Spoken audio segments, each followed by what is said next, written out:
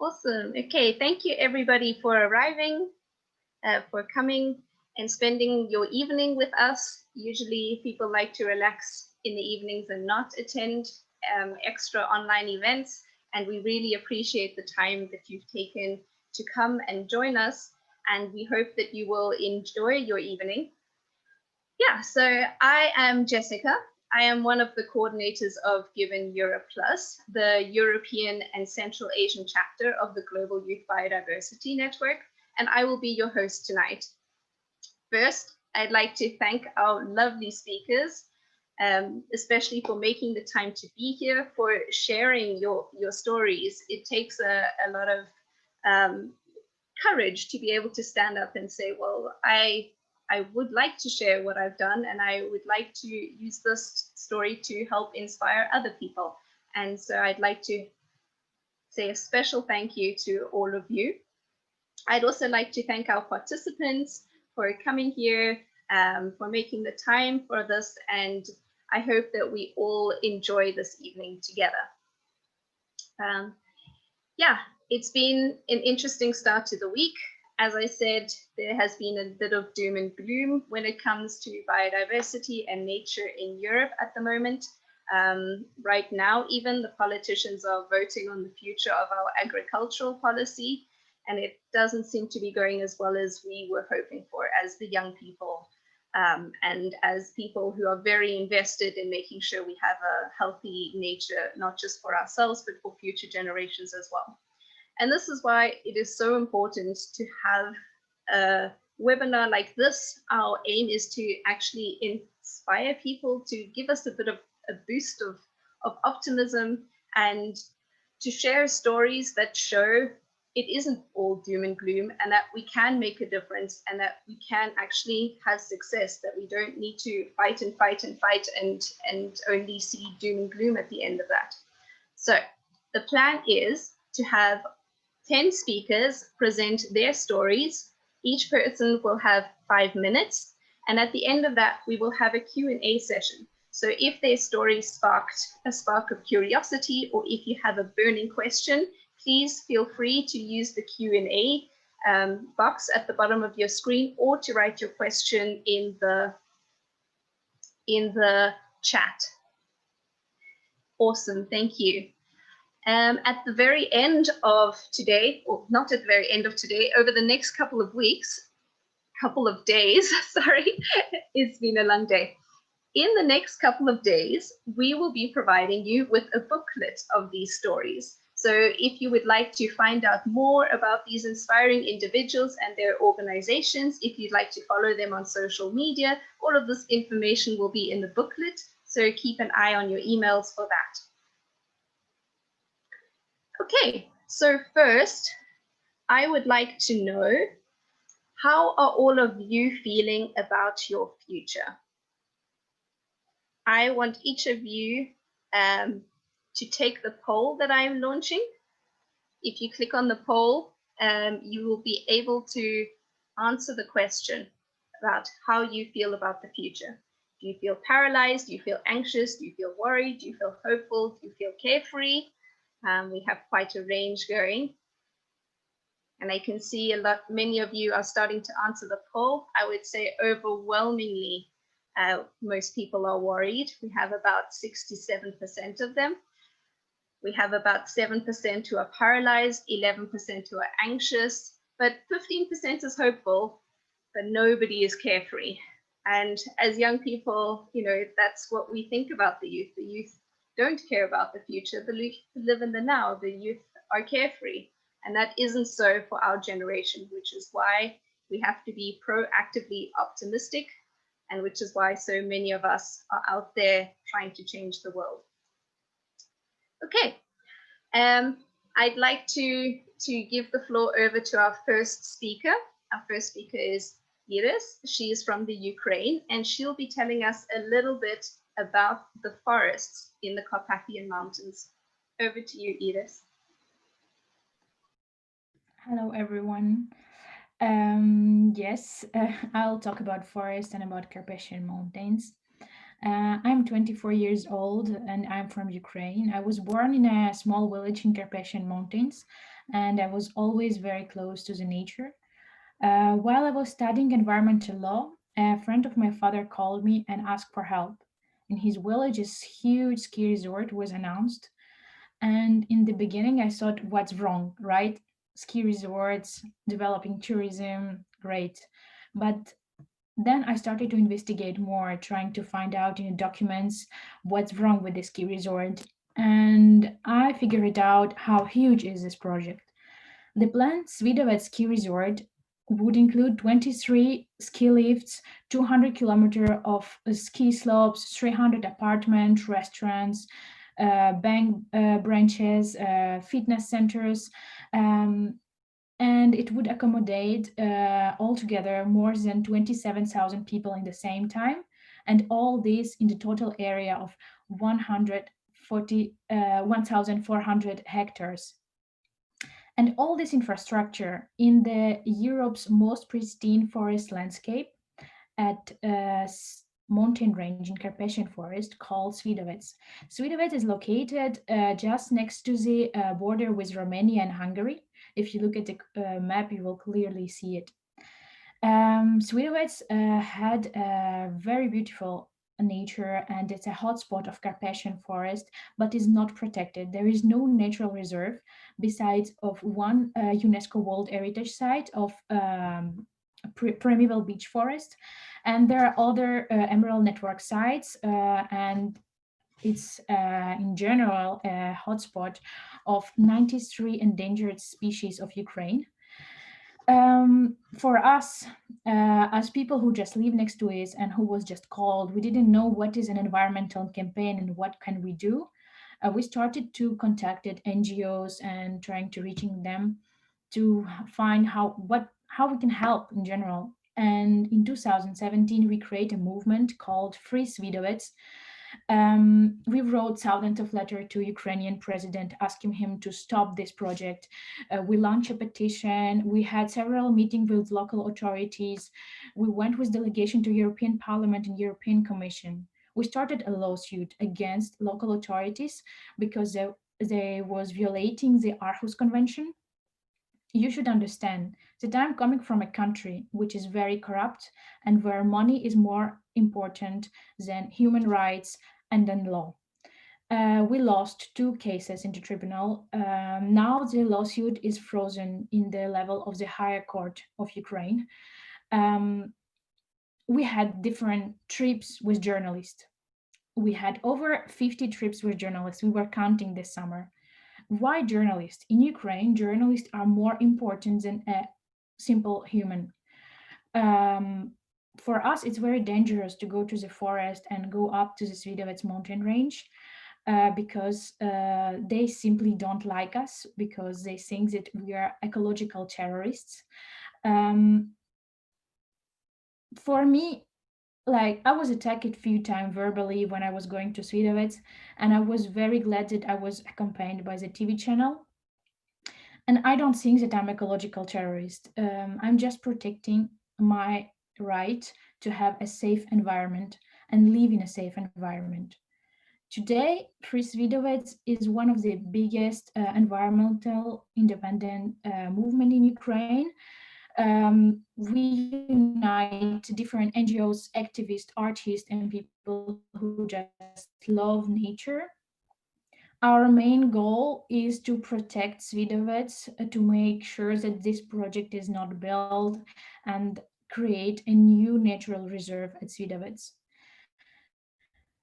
For us, the main idea of Free Svidovets movement is to fight against urbanization, privatization of mountains, and illegal logging of climate change. Why are we talking about building new ski resorts?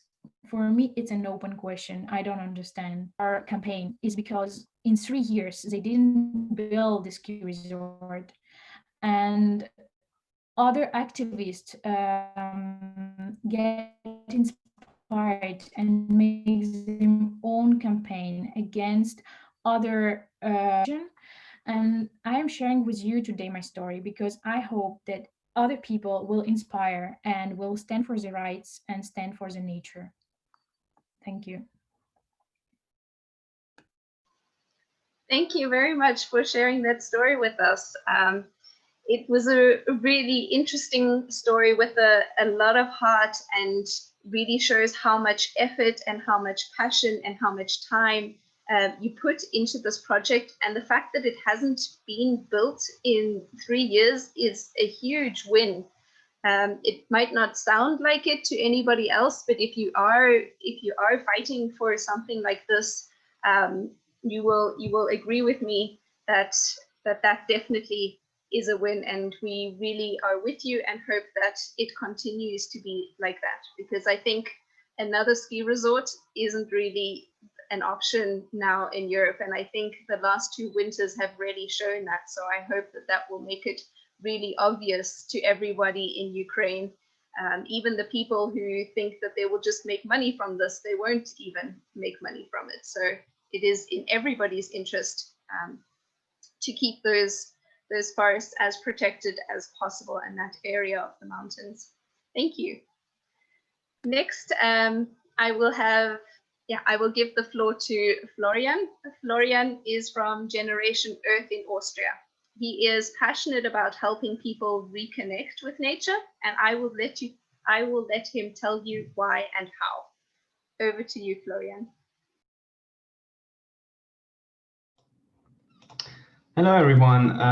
As you mentioned, my name is Florian. I'm from Austria, and I'm studying environmental process and energy engineering.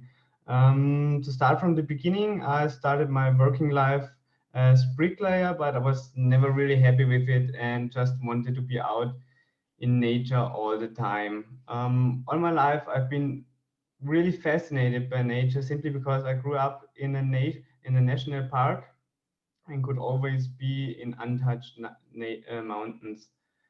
Shortly after finishing my apprenticeship as bricklayer, I came across the youth empowerment program of the WWF Austria. In this 1 year program, I was given the tools to implement and design my own projects. Interestingly, it was only there that I really came into contact with the topic of wilderness and biodiversity conservation. Not once at home.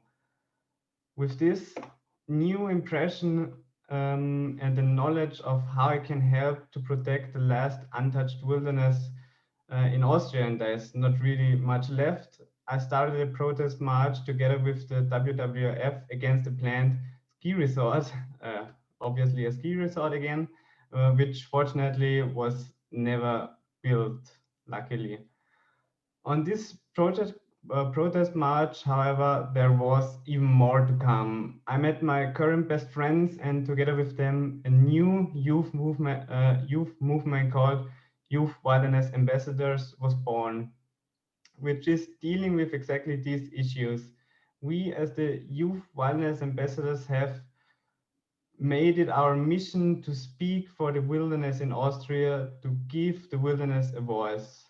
We have built this small organization on 2 basic pillars. On the one hand, we are involved in activism for the protection and against the destruction of wilderness in Austria.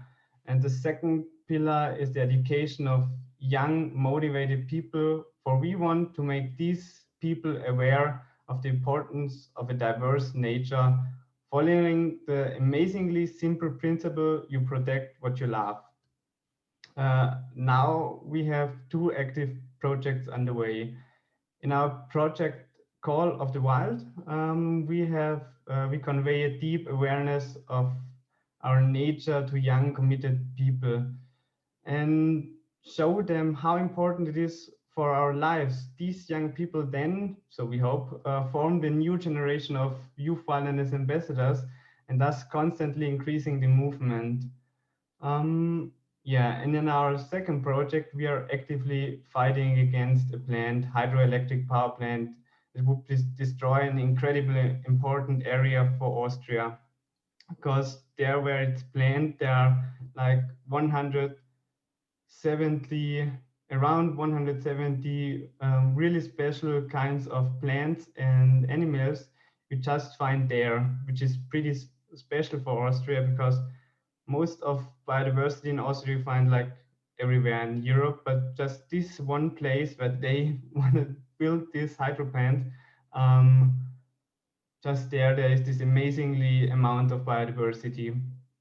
But luckily, and we already motivated some local people to join our fight for the protection of this area, and we are just starting now. From this on, in the meantime, together with the organization Rewilding Europe and colleagues from all over Europe, we have founded a new Europe-wide youth rewilding network, which aims to support committed wilderness conservationists and to make rewilding better known in Europe. There's even, I think, a rewilding project in the Carpathians, but I think in the Romanian Carpathians, about where they reintroduced bisons in the woods, which is pretty cool. And yeah, that's just the start. Yeah, that is my story in short. Thank you for listening to me. Thank you so much. It's great to hear all these different projects and all these different ways to mobilize and to get active and to really fight for the protection of nature and for this biodiversity to be a heritage that we pass on to our children. Thank you for that. Next, we have Roxy, the zoologist. Roxy is a science communicator and has even been featured on BBC. So I'd like to give the word to you, Roxy. Hi, my name's Roxy, and as you very kindly said, I'm a wildlife filmmaker and digital content creator.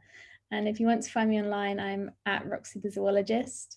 And I'm really passionate about how our everyday impacts can have such a vast impact on our planet. And through my wildlife photography and filming work, I want to tell the stories of those that aren't typically given a voice within our society, and encourage people to act, whether that be from donating to attending protests, using their vote, or to feeling inspired to follow a similar career path themselves. But I truly believe that if you love something, you cannot hurt it. And due to this, a lot of my images are aiming to be a form of animal activism, showing my love and connection with these sentient beings, and hopefully inspiring others to connect with them in a similar way. And one of the most heartwarming stories that I've been lucky enough to share is that of a rescued calf called Ferdinand, who was at the Gentle Barn in California. And as soon as I arrived here, I felt really emotional at just how special this place was. And I went into one of the pens to meet the newest rescue, the calf called Ferdinand. And I was immediately informed that, rightly so, he was still very untrusting of people. So just to sit calmly at the edge of the pen and just watch him. And unfortunately, they'd not been able to save his mother, but he'd been adopted by this foster mum called Lucy. And Lucy had actually developed such a love for this calf that she actually began to produce her own milk for him, something which wasn't even known to be possible. So while sat in this enclosure, I got the experience of watching Ferdinand feeding from Lucy. And after he finished feeding, he looked up at me with this milk dripping off his chin, and he started walking over to me. And at first I was concerned because I was told he doesn't like people. So I was thinking, do I need to get up and run? But I actually have a video of what happened. I'm just gonna share my screen with you guys. Hopefully you can see this all right.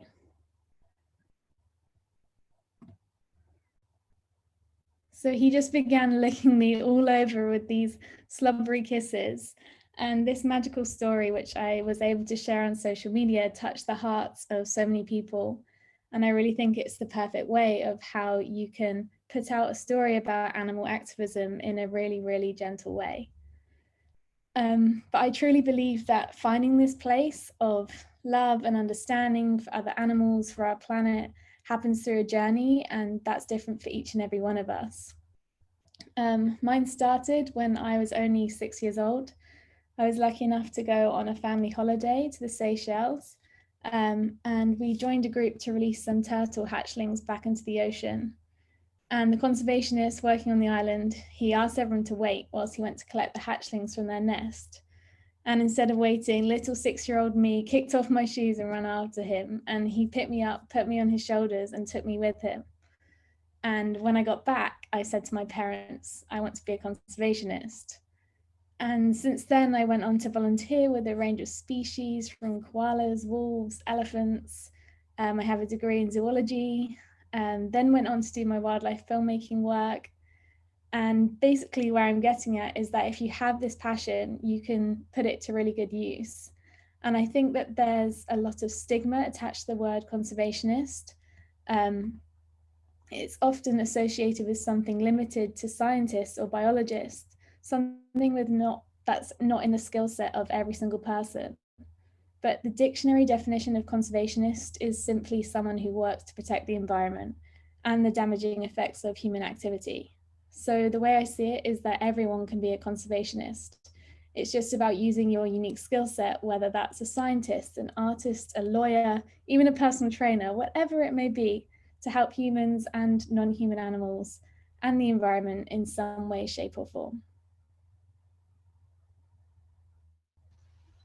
Thank you so much for that story and for sharing the video with us. I think all of us just went like, oh, when we saw it. And I think that's a really great tool, like filmmaking in general and the sharing of stories, to help people understand what it is that motivates us and to help it to motivate them as well to start doing more to help us be conservationists or to be conservationists themselves. So thank you very much for sharing that. Now we go all the way down south, down to Nigeria, and I'm going to give the mic to Elujulu. Thank you so much for that. The name is Elujulu Opeyemi, and I'm joining from Nigeria. Like you mentioned, I'm a climate and conservation actor. Unfortunately, sorry, I'm not able to share my screen or my picture as well. And in case you are hearing some background noise, it's the rain falling out here.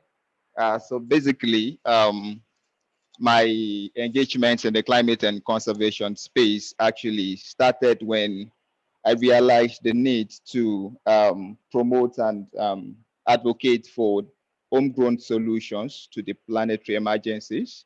And to really bring that to be, I realized the need to first understand the major drivers of the planetary emergencies in the region, that's the global south itself. And for one, I came to realize that the major backbone of the African economy is still very much agriculture. And for one, agriculture has been implicated as one of the drivers of deforestation, as well as a major contributor to the climate crisis itself. And coming down to Nigeria now, coupled with agriculture, our use and consumption of fossil fuel is also a major contributor to that. So that brought me to the question of what can be done to address these major drivers. For one, the exploration and use of fossil fuel in Nigeria, the best I understand that we can do is to get our government to understand why they need to transit to renewable. So for that and to advocate for that, what we do is, for one, we take to the streets where the platform is allowed, and to social media to call out our political leaders and make them to see the reasons why they need to change and swap to renewable, and also provide framework for the implementation of that. And where the platform allows for direct exchange with the government, we also take to that to also get them see reasons why they need to transit and decarbonize the economy. But for the agriculture, the question came to mind that is there a better way to really practice agriculture to ensure that every food are produced in an environment-friendly way? For one, the chemical fertilizers, the synthetic ones that farmers currently use, damages not just the climate system, but also the surface water bodies and all like that in our environment. So the question was, what can be done to it? And then another major challenge is that about 40% of the waste materials that gets to our landfills in Nigeria are biodegradable organic waste. So that brought to mind, what can we do with this organic waste? Is it possible to repurpose it for something that could be useful? And that was when the thought of organic fertilizer came to mind. And so what I do basically in Nigeria is to build the capacity of young people and farmers on the production of organic fertilizers using readily available organic waste in the environment that, for one, the cow dung, poultry droppings and all like that, that would have otherwise decomposed and contribute to methane emission, which is also a very potent greenhouse gases that is about 20 times more potent at its trapping than the carbon dioxide itself. So however we use this organic fertilizer, we repurpose it for the production of something else, organic waste rather, for the production of something else that can be used. Another material that we also use is the sawdust from wood filings and all like that, which ordinarily people in Nigeria would ordinarily burn or drop to the landfills where it would be of no benefit. So, but these are major carbon source as one of the materials that we can use for the production of organic fertilizer. So rather than having this material go to waste, we are repurposing it for the production of organic fertilizer. For one, by training local farmers on the production of these fertilizers, they get to have it as an alternative for the synthetic fertilizers, and they get to use it. That also in a way reduce their cost of production, and they get to produce healthy food in an environment-friendly way. Another material we add to it is the Tithonia diversifolia, which is also an invasive weed species in Nigeria, which is also of no use and threatening our indigenous species. So what we do is to bring together all these waste materials and repurpose them for the production of organic fertilizer, which supports the production of healthy food in an environment-friendly way. And also we build the capacity of young people on the production of these fertilizers, knowing that we need the engagement of young people if we must address the climate and conservation crisis, because young people have the population, young people have the zeal, they have the passion for change.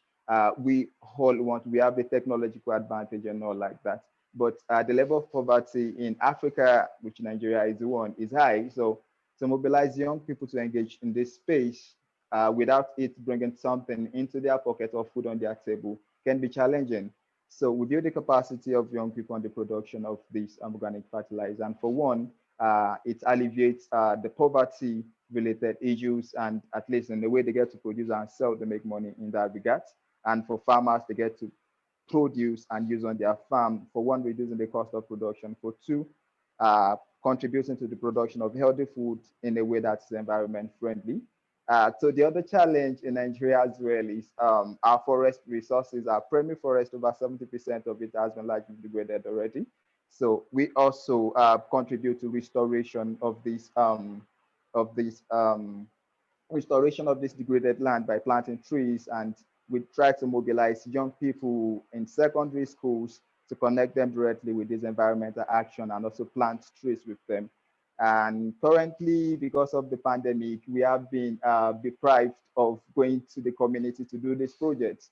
So what we are doing is to bring together young people across Africa to make them understand what the whole climate change is all about with the context of Africa, so that they can be able to, they can be better positioned for impact and also mobilize for solutions that are need-based, that works for the people as well as the planet in the context of Africa.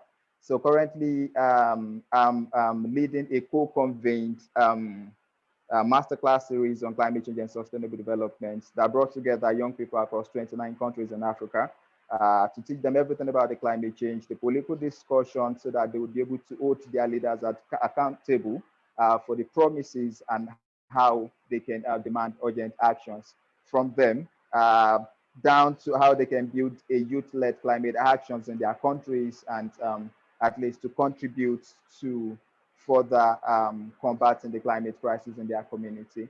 So these are major projects that I'm currently working on and that have been contributing the change-making aspect as it relates to the climate and conservation space. The motive is basically to position agriculture to the front line of climate action and also to activate young people for climate action, because I believe to address the climate and ecological crisis, it would require a champion of every one of us, be it as an individual, as a group, and then down to the political leaders as well. So thank you so much again for having me, and I'm happy to be here. Thank you so much for sharing with us. That is really inspiring, all the different things that you are achieving, not just in Nigeria, but also across Africa. I think so often, especially here in Europe, whenever we talk climate action or even biodiversity action, we get the response, yes, but why should we do something with other countries or not? And this we don't have in the youth movement. All the youth across the world are all trying to engage, trying to teach, trying to change the world. And I think that is something that really unites us and gives us this bigger sense of solidarity, that we all live on this planet together and not separated by political borders. So thank you so much for sharing those stories with us. Hello, Julo. Okay, next up, we have Ivana. Ivana's from Croatia, where she works with an organization called Udruga Argonuta, which aims to help people connect with their cultural and environmental heritage. She has a story to tell us all the way from an island in Croatia. So go ahead, Ivana. Hello to everyone. So just I want to see your heads telling me, did you ever play green bingo? Yes or no?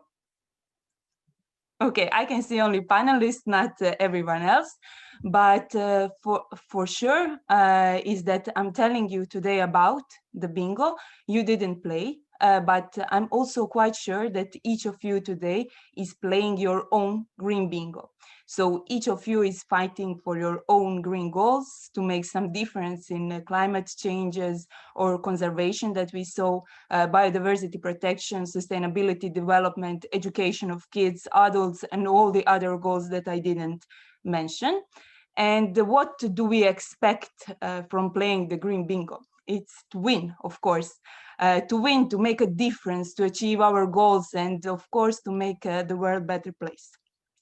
So with this attitude, I also started my internship 4 years ago. I started to work in an ecological association called Argonauta in Croatia, where my main task was the eco patrol workshops for kids. So each Saturday, around 15 kids, age 11 to 14, was my responsibility for 3 hours. And each Saturday, we were exploring nature. We were learning about the principles of ecology through various non-formal methods. We were doing experiments, going to visit the local beekeepers of fishing industry.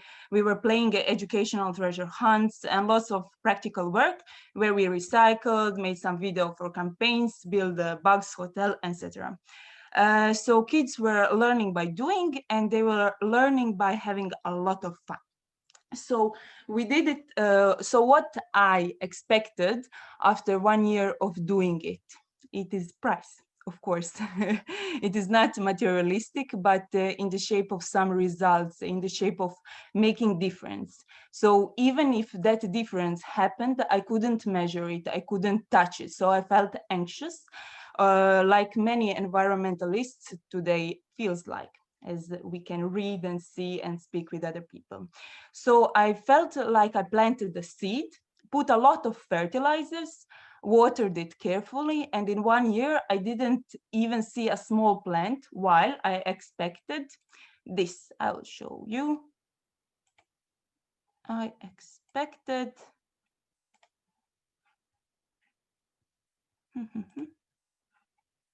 this. Can you see it? No? Yes. So I planted the seed and I expected to see this, but I didn't sow that. Actually, in the worst scenario, I expected to see at least this, but at least a small tree, but that also didn't happen. So what happened actually? Oh, wait just a second. Stop sharing.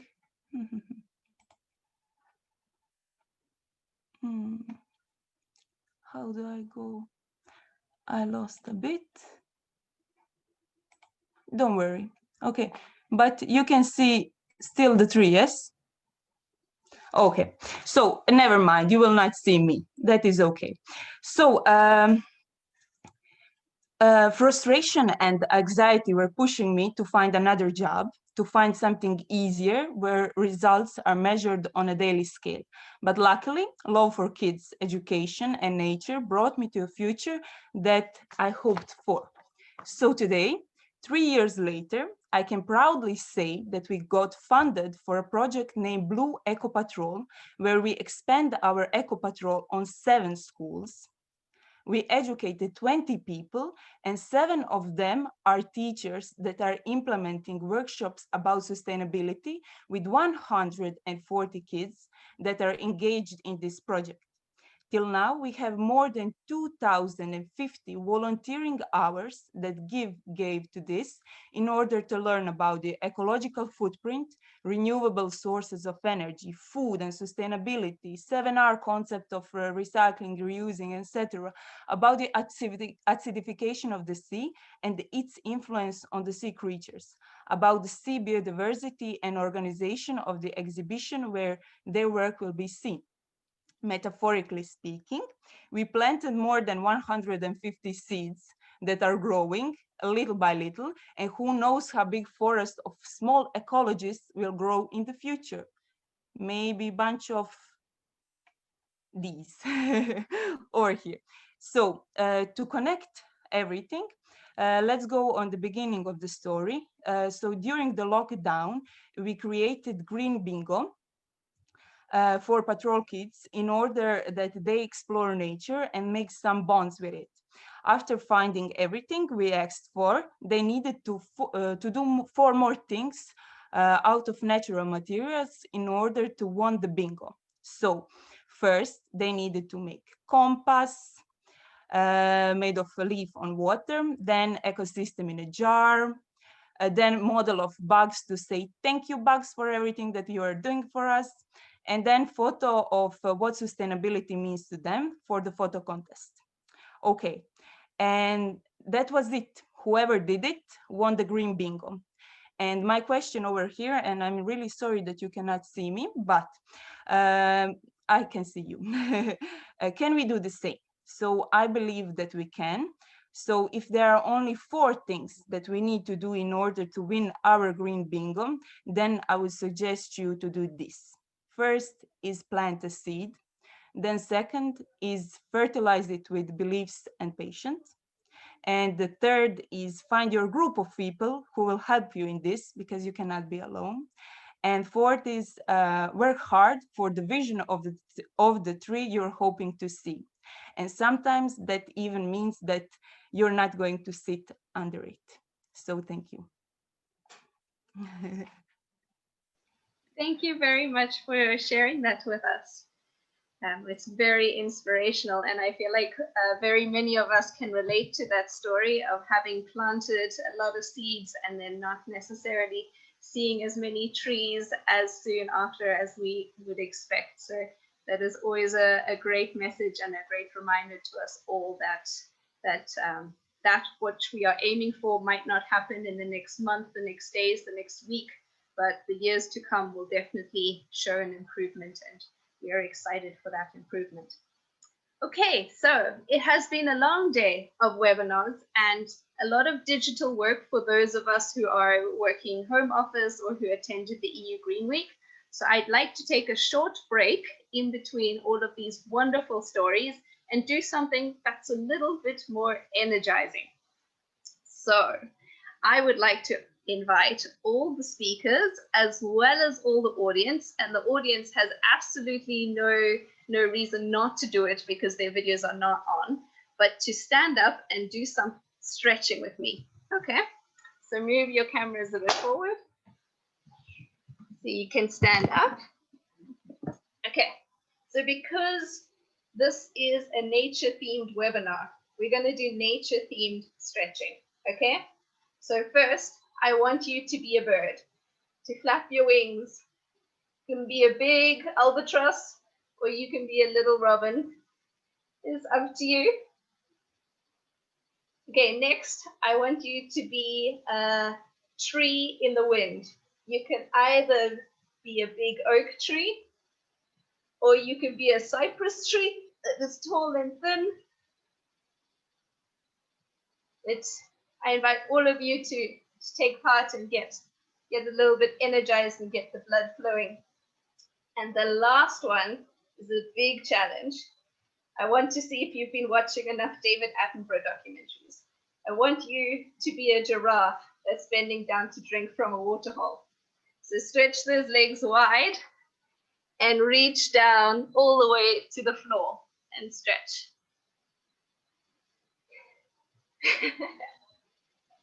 Thank you for taking part in that stretching exercise.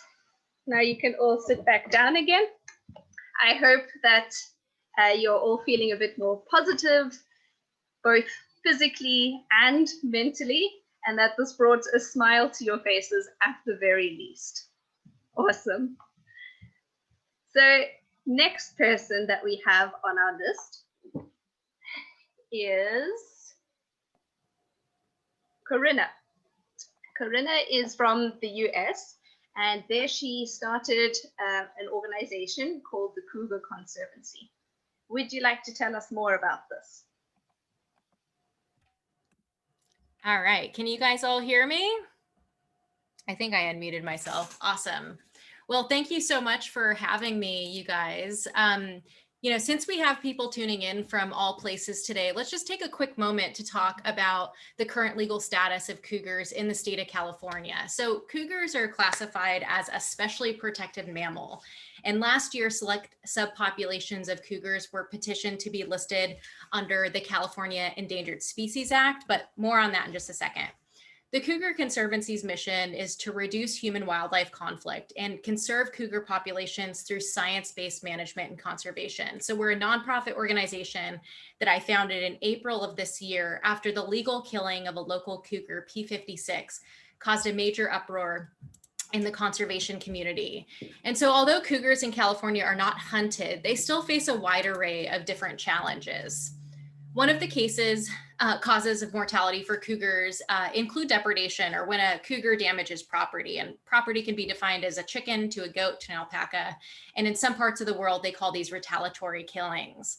And so in previous years, I had successfully mitigated a conflict with this specific cougar, going out to residents' house, helping to fortify existing structures on the property for the remaining hobby animals, and building a relationship with them, which is all part of this negotiation process. And the end result was that he wouldn't be killed on a depredation permit in this instance. Now, I wasn't involved in the case that resulted in his eventual death. However, I couldn't help but feel personally responsible, although I knew it wasn't my fault.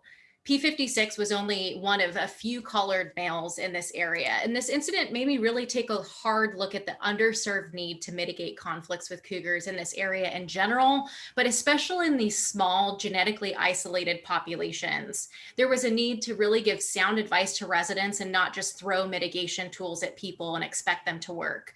So in essence, I was no longer able to go along with this norm that it was okay to kill a cougar in these small populations simply for killing a goat or a chicken.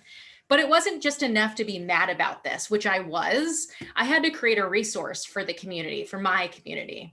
And so I filed for nonprofit status after this unfortunate incident to honor cougars like P56.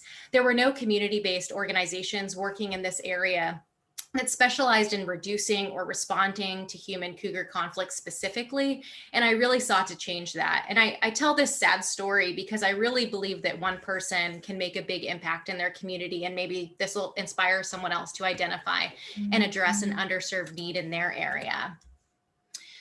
It's been a good year for cougars in California. So prior to founding the Cougar Conservancy this year, I co-led efforts to list Southern and Central Coast cougars under the California Endangered Species Act. And in April of this year, the month that I founded the organization, these populations actually became a candidate species in a really historic moment. And so researchers have recently identified 10 genetically distinct subpopulations in the state of California, which you see here represented on the map in different colors. and the populations under the black line is the proposed ESU, so the candidate lions. And another win for wildlife was Assembly Bill 1788, also known as the California Ecosystems Protection Act, which I worked for years on. This act places a statewide moratorium on second-generation anticoagulant rodenticides, or rat poisons, until agencies determine that they will not result in adverse effects to non-target wildlife. And so this is mountain lion P30, who died due to AR poisoning. Our conflict task force works on the ground to intervene, directly assist, and empower local communities through training and education, both before and after human cougar conflicts occur.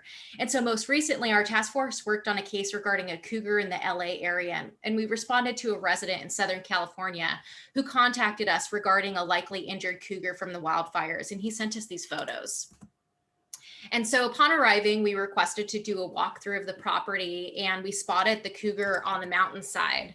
The California Department of Fish and Wildlife arrived shortly after, and we located the cat and worked as a team to safely chemically immobilize and capture the lion.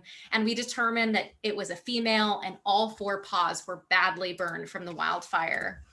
So she was immediately taken in for treatment, and and the cougar is now receiving a suite of burn treatments from veterinarians at the department and at the UC Davis. She's eating well, she's responding positively to treatment, and she's going to be released in the next few days back into the wild. And so with the increase in human-caused wildfires, we anticipate a lot more of these cases in the future, unfortunately. In Southern California, public and private partners are leading a campaign to build the world's largest wildlife overpass. It's called the Liberty Canyon Crossing.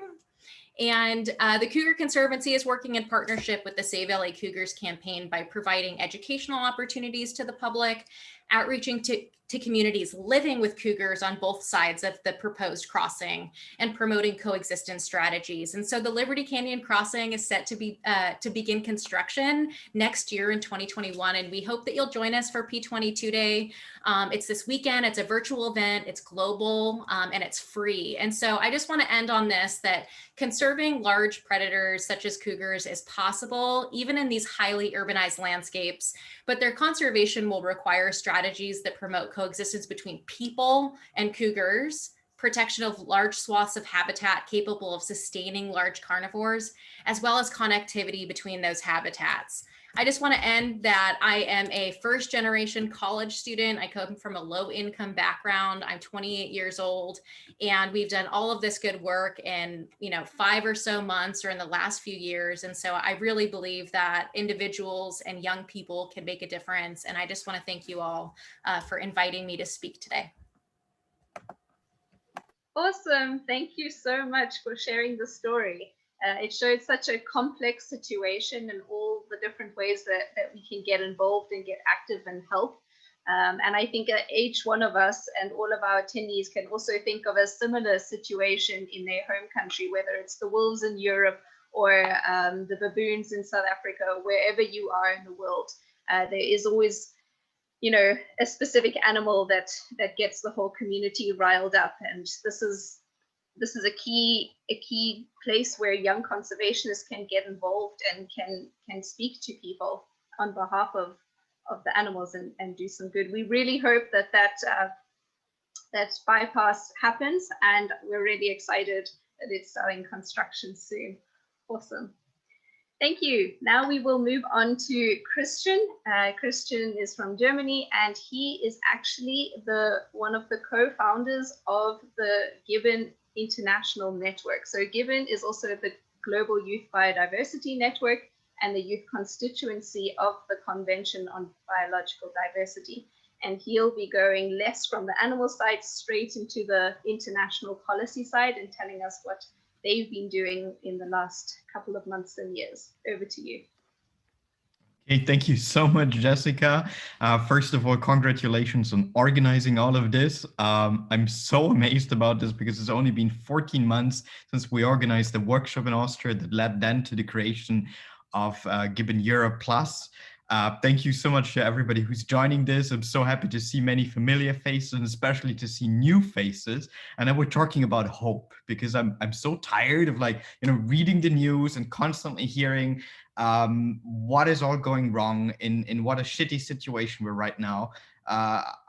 Yeah, like there's just a lot that is not very motivating. And actually, when I think about how we created the Global Youth Biodiversity Network, sometimes it just takes a couple of people that really believe in something and that want to change something. And you see this here with GYBN Europe Plus. You have a team of really, really dedicated individuals that go the extra mile, that believe in something, and that don't let anybody stop this. And this is exactly what happened with the Global Youth Biodiversity Network as well. I grew up in one of the ugliest, most polluted, and most industrially controlled cities in Germany.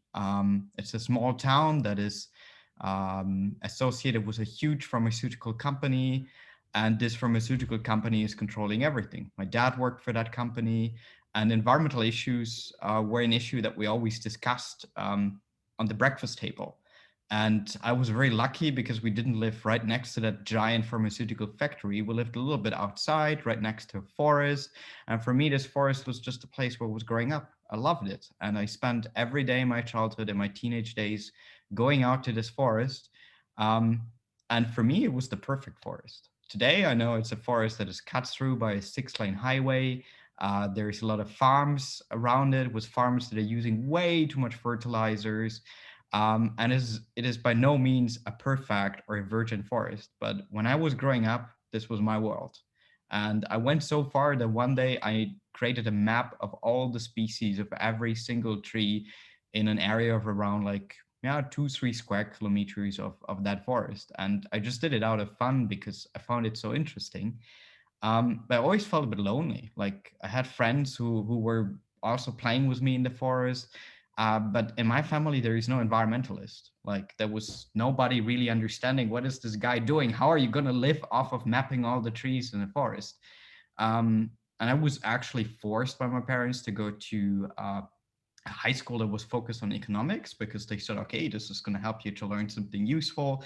So I had to do courses in accounting and economics and all these kind of things. And I was permanently fighting with my teachers about economic theory and all these kind of things, and why it is maybe not the ultimate truth, and why there is a place to take environmental issues into account.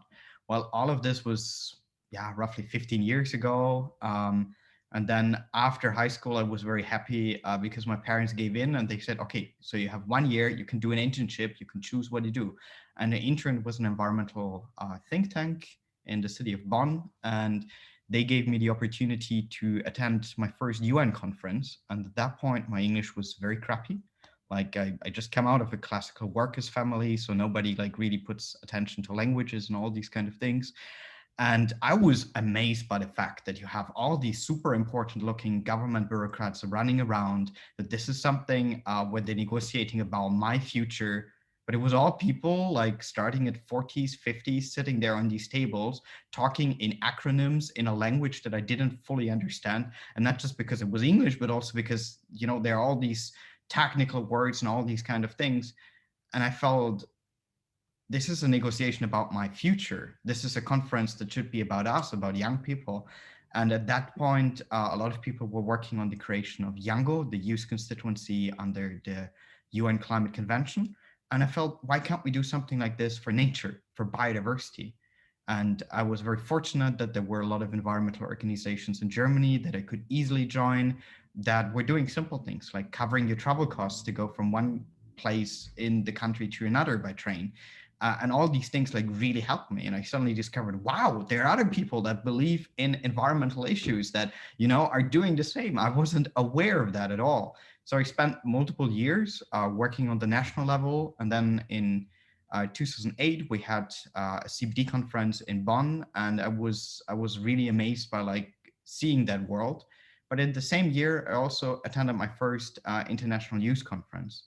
And it was the weirdest thing ever. It was a youth conference that took place in my hometown at the headquarters of this pharmaceutical company.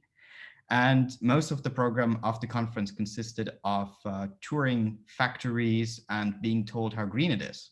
And it was very interesting for me because at the same day, I had conversations with my dad, and I knew how just a few years ago they were dumping toxic substances into the river. And we were standing at the same factories, and I was finding myself in a situation telling the guy that was getting it, no, this was a little bit different, and I can tell you why and where. And I didn't become exactly the most popular participant of that conference, but that was like kind of like evoking in me this sense of like rebellion, you know, that we can't just let these people move on.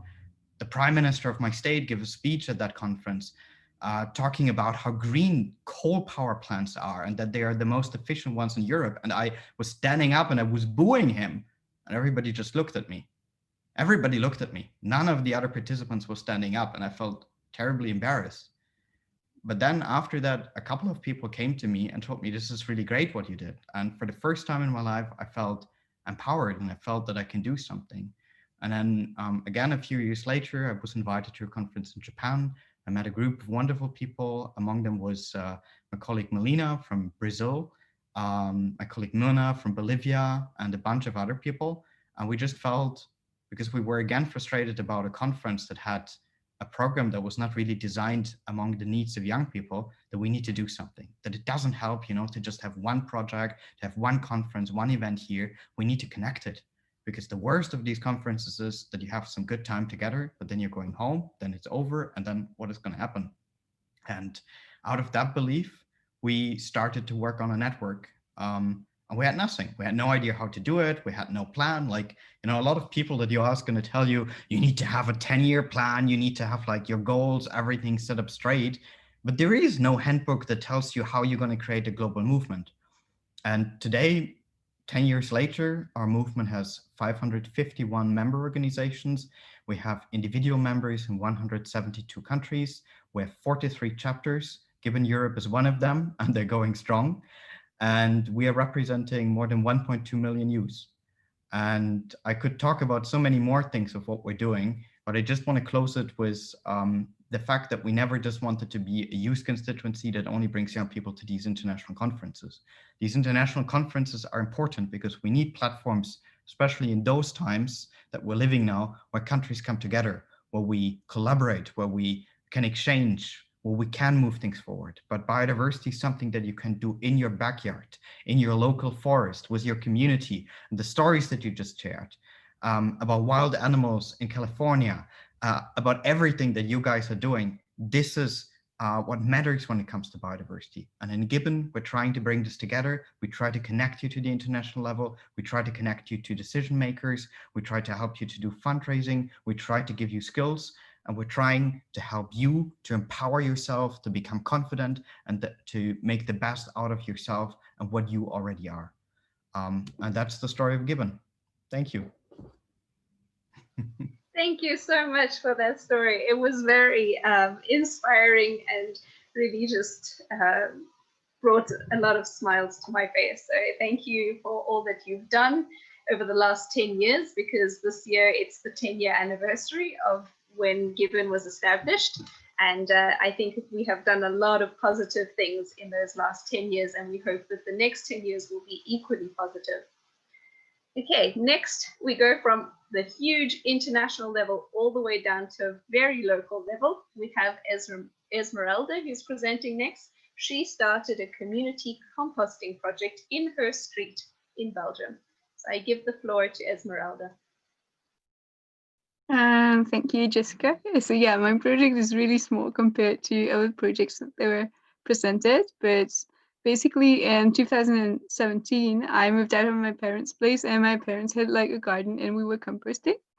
But I suddenly realized that in a flat, I had absolutely no other option to put my organic waste than putting it with the residual waste, which really wasn't an option for me because they would just burn it and make nothing of it when you can make like such amazing soil out of it. So I don't know, it felt so confusing that I spent like a year and a half bringing my bucket with compost back to my parents' place like every week. So yeah, but at the same time, like even after a few weeks of living there, I thought, wow, we have this amazing square right in front of my flat and we could all compost together with my neighbors. And I started thinking that other people might have the same issue and that I had to do something about it. So yeah, I'm going to share my screen to share a few pictures of what happened next. Okay,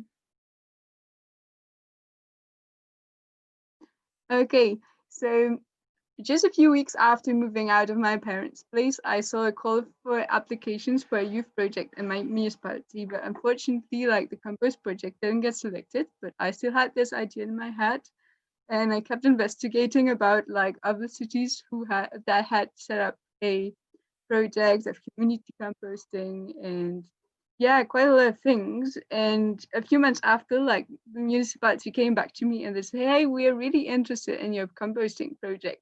We want to fund your project. We want to support you. Can we work together? And I was just so excited that it would finally come true that like I had an appointment with them and they helped me printing out I think like 100 letters that I posted like everywhere in my neighborhood to gather people. And we had a first meeting with like 20 people in my neighborhood. And like, I explained the project that I had in my mind. And then like after 5-10 meetings, like we kept meeting and discussing about like where we'd like the compost to be, how we'd like it to look like, who would be able to compost, like would it be open to everyone or would we have to close it and that kind of thing.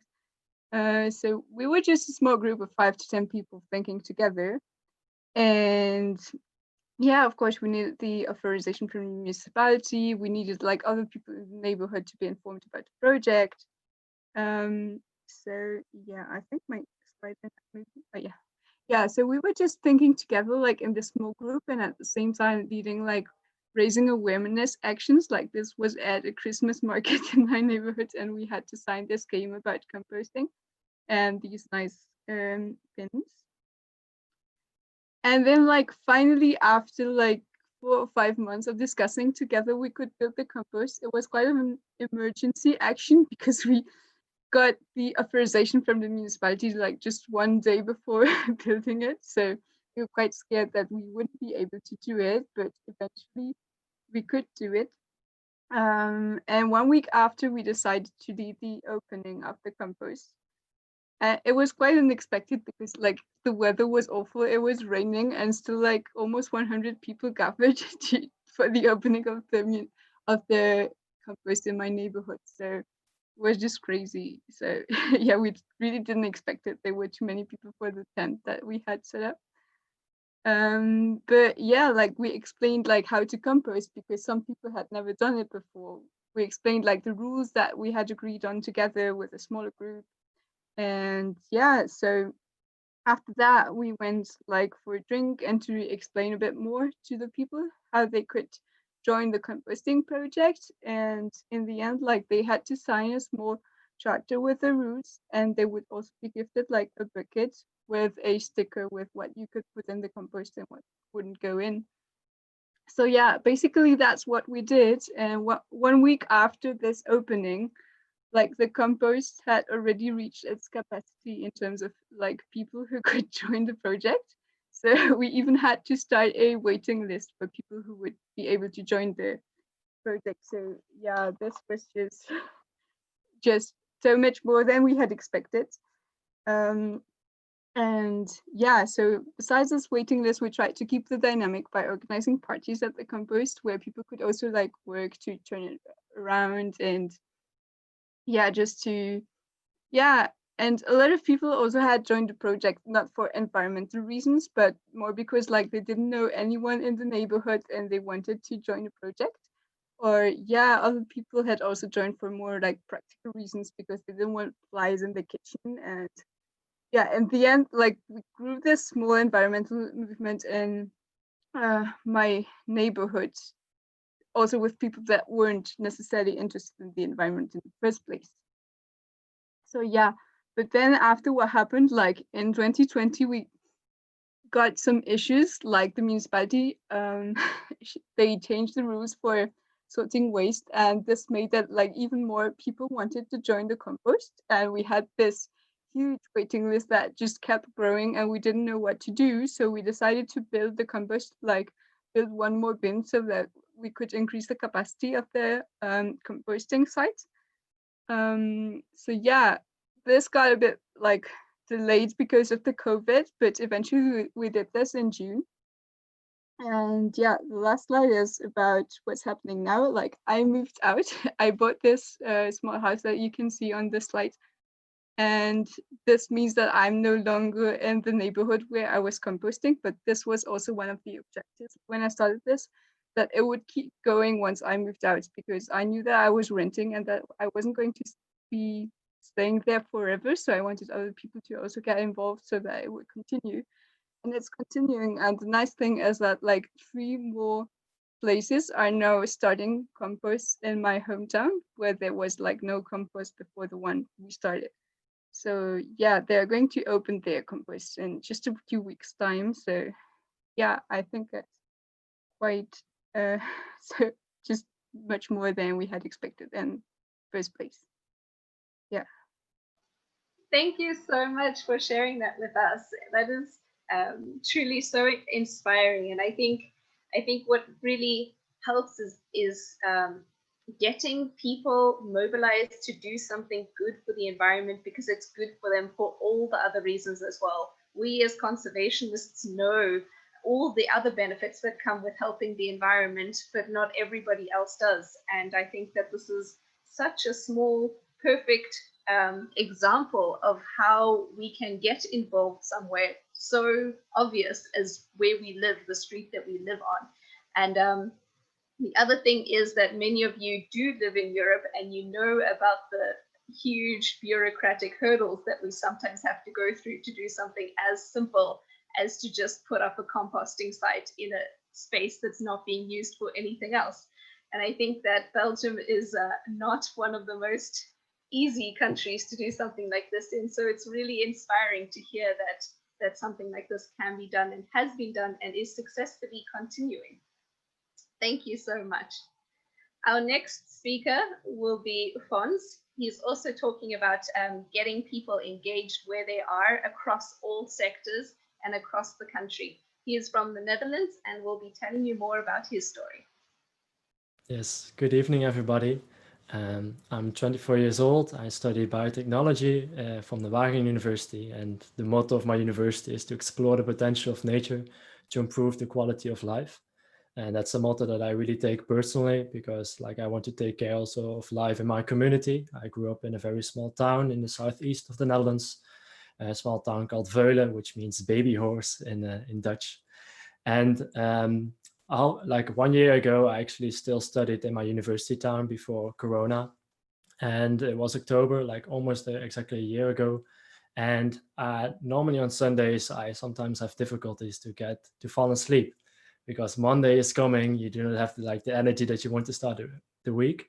But this time back last year, it was different. Like I normally could sleep again when I was listening to meditation music, but this time I could not sleep. I was really frustrated about how the world was going on. Like I attended some of the climate marches in The Hague, in Amsterdam, in Utrecht, with a lot of pupils from secondary school. And in the first moment, I was like the only older person standing among them, but supporting them very heartfully. But I was like doing a lot myself personally, but I still see that even though the Netherlands has a climate agreement, also engaging like environmental issues like peat, like wetlands, taking care of them. I still was doing enough, but still it's not quick enough regarding our challenges that we face ahead. Because like with my studies, I learned about making synthetic fuels, but I also participated in the Dutch climate agreement. So I was realizing, but yeah, like what needs to happen, because if I'm not doing enough, like I'm thinking I'm doing enough, but it's not getting fast enough, what do I do? So actually the next day I went to my thesis supervisor and I said that I would pause or like quit my thesis for like a certain time, because I wanted to work on it and I wanted to get engaged in the European Green Deal. So actually like for 3 weeks, I was like working 24/7, first to draft up a plan and just reach out to young people, because back in those days, a lot of people were on the street. Fridays for Future, Youth for Climate, they were prospering. But I was thinking about how could we use that energy to also bring them to the local like policymakers and start drafting our plans, because we already have like our national climate agreement, the European Green Deal will be coming up. So why not use that energy to also bring them to the relevant fora digitally or physically? So I decided just to go ahead. I managed to create a national conference with all the major youth organizations on climate and environment in the Netherlands in our House of Europe, so the representative house. And we actually discussed how the European Green Deal would affect our national policy and how youth can really create a strong coalition that will track the politicians, how they put these things in practice, and where youth gets a place in each piece of the process and not only at the start. So that went very successfully. Right now, we just had our climate week last week. And what I see, what really makes me enthusiastic and hopeful is that now on all different levels in many European countries, youth are stepping up. Like youth climate councils are being formed, like in Denmark, in Poland, one has just established, also the Irish youth is getting engaged. Big new coalitions are being formed on European level, like Given is one example. You've got Generation Climate Europe, the young energy professionals are forming one. And that makes me very hopeful that everybody that wants to do something but does not know, finds a place very easily in whatever channel that they can get the support, and that policymakers will actually support you instead of that you ask them. Because what we have done as youth in 2019, and what we are continuing to do very well, is that we pressure our politicians. And now we are seeing that back, at least here in the European Union with our European Green Deal. So what really gives me hope is that youth is not only being on the streets, but are already going into the next phase. And that's also what I really advise everybody to do, is to reach out to your local policymakers in your own municipality to say, hey, what are you doing about the European Green Deal? Because it is already getting concrete when you're looking on the websites. It's just about creating a small group and just do it. So in March, I resumed my thesis. I finally also got it within time to manage it within 1 year instead of half a year. And now I'm doing research on seaweed in the Caribbean area to protect the climate and environment, because I see so many things that go hand in hand. So thank you very much. Thank you very much for sharing that story and for sharing your passion and your motivation. I can only agree with you wholeheartedly. We need to be fighting on the streets, but we also need to be speaking to the people who make the decisions. That it is a problem that we need to tackle from all the different angles, and whichever one you are comfortable doing, please do. So that is a really good message to have out there. Now I'd like to go to our last speaker. Joyce is from Paraguay and Brazil, and she will be telling us about all her efforts, which are also climate and biodiversity and people related. So feel free to take the floor, Joyce. I will be, just let me know when I must share the pictures for you. All right, can you hear me well? That's perfect. So, Embaixapa, olá a todos, tudo bem? I want to say hi to you. And it's just an honor to be learning from you, actually.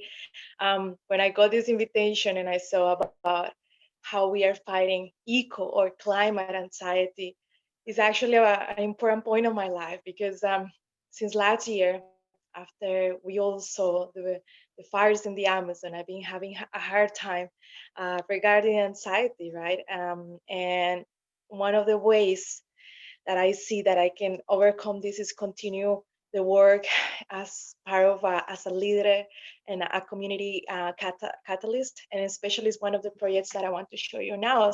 So yeah, please go ahead, start showing the first image, please. I want to show you actually where is this initiative located. So you have here, this is a picture I took of a mock-up. So I'm talking about the border of Argentina, Paraguay, and Brazil. We call it the Guarani triple frontier, or triple border. Next, please.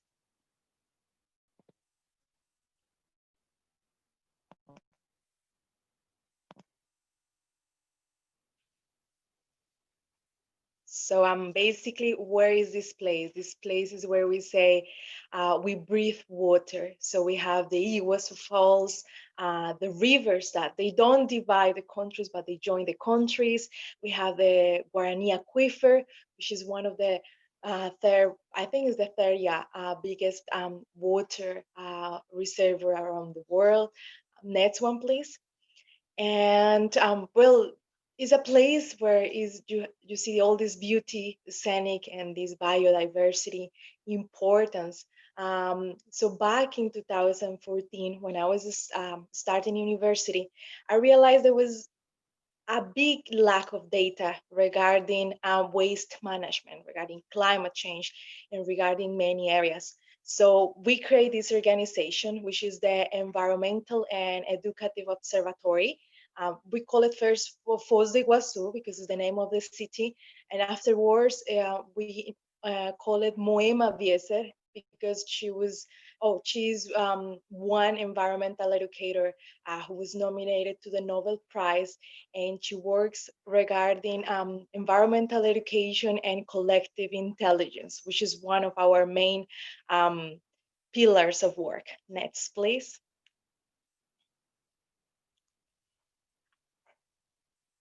All right, so back in 2015, with several of our colleagues and also with some of our professors, especially the professor Luciana Ribeiro, we create this environmental observatory as a tool to empower community, empower people in order to take lead on decision-making processes regarding the territorial issues or the territorial perspectives as community. Next, please.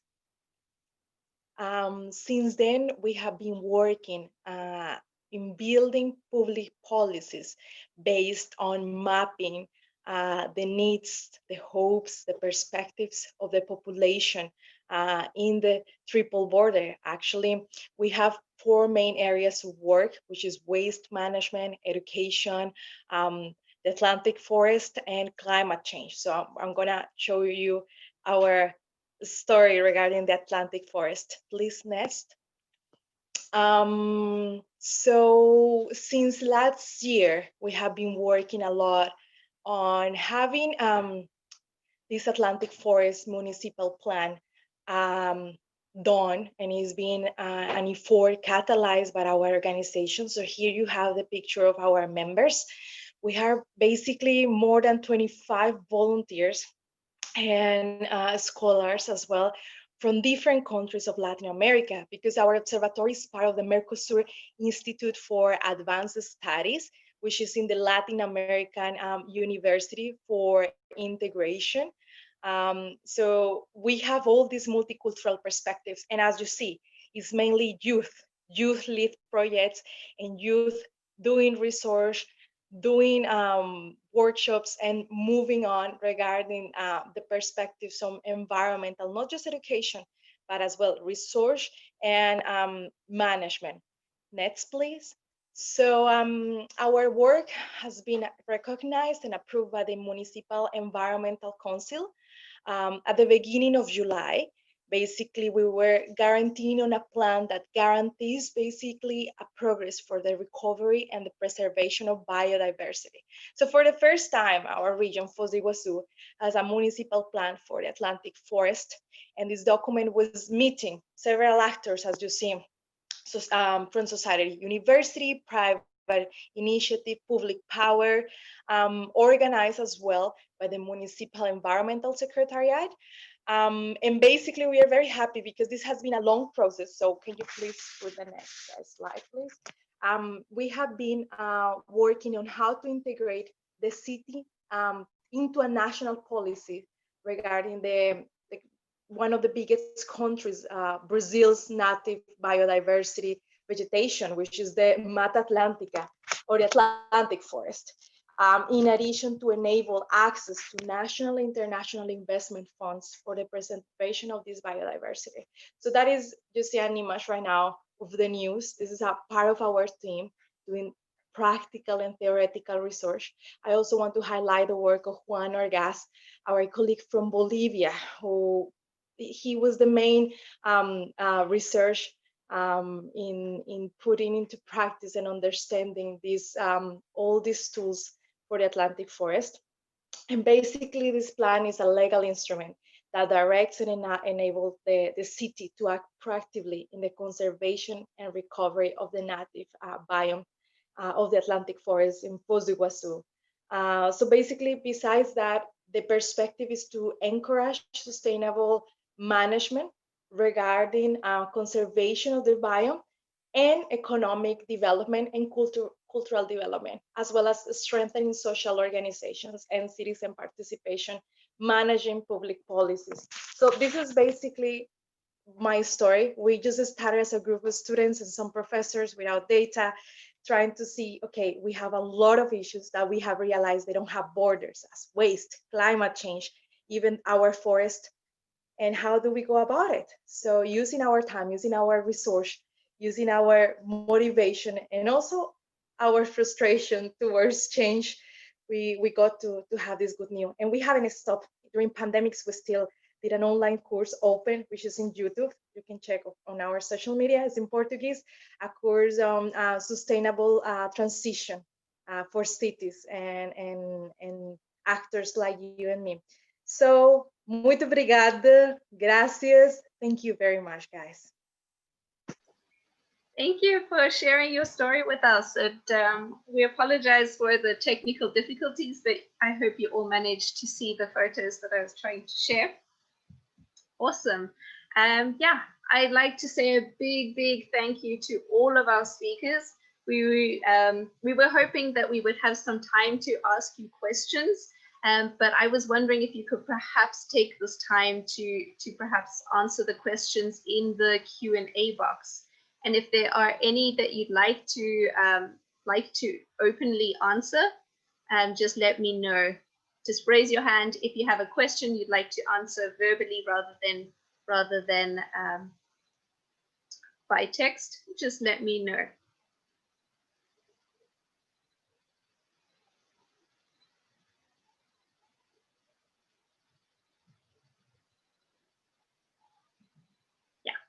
Okay, while thank you for all the lovely feedback in the chat. I've been trying to skim some of it while I'm moderating it, but I'm not as experienced a moderator as some of the other people out there, but I hope I did my best and I hope you all had an enjoyable evening. I was thinking that perhaps while the speakers are answering the questions in the chat, in the Q&A box, we can maybe launch another poll for the participants. So at the beginning, we asked you, how were you feeling about your future? Now we'd like to ask you the same question, but a little bit later. So I want to see if the results are going to be the same as in the beginning, or if we manage to inspire you a little bit at least. And if you would like to tell us even more, I'd like to invite you to share in the message box, perhaps a quote or an idea or a feeling that you're feeling right now.